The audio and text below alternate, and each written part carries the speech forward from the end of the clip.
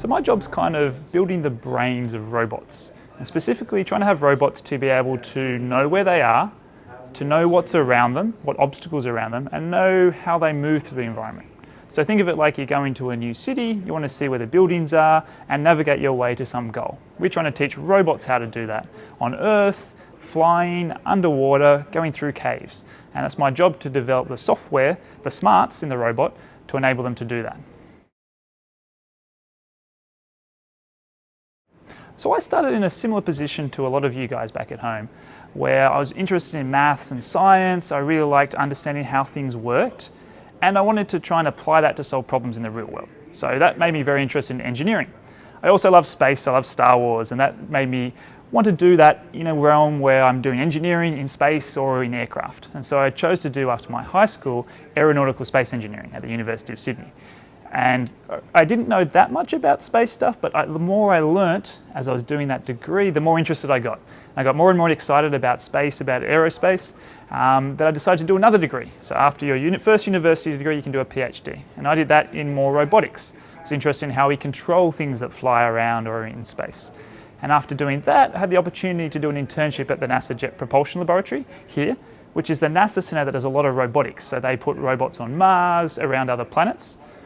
And then that opportunity allowed me to come back here after my PhD degree, and I'm now working here on developing robots in space, on the ground, in caves, for a range of applications, but trying to improve what robots can do to explore our solar system. Robotics is a great combination of many critical skills for going forward. You've got a lot of the understanding of the coding of how you control these robots. There's the physical hardware of the mechanisms of all the robots.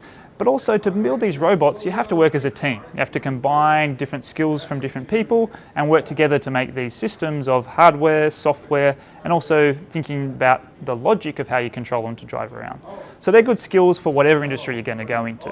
But also, robots are getting more and more capable, so they're going to become more pervasive in every industry. And so understanding how these work, or being able to help develop the robots, gives a lot of exciting opportunities to do really cool things in the future.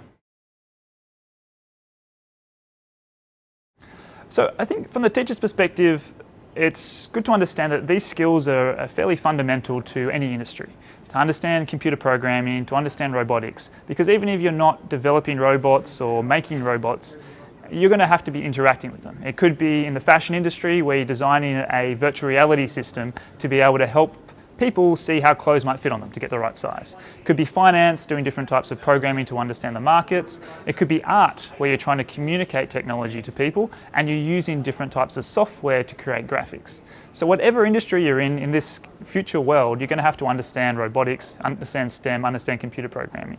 So it's a really important skill for a lot of people to have. And additionally, if students get very motivated and inspired by this field, I found that space and technology and engineering can be something that is supremely motivating. It's one of the most enduringly motivating things I've seen. So personally, I come to work every day and I get to be in an organisation where people are controlling robots driving on Mars, going to other planets, going outside the solar system. And this is my job. It doesn't feel like a job.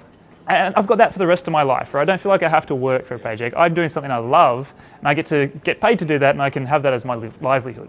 So the potential for students to be inspired and find that little spark, I find is there's so many people like that in this space and technology area, that if students can have the chance to find that, I think that's supremely valuable.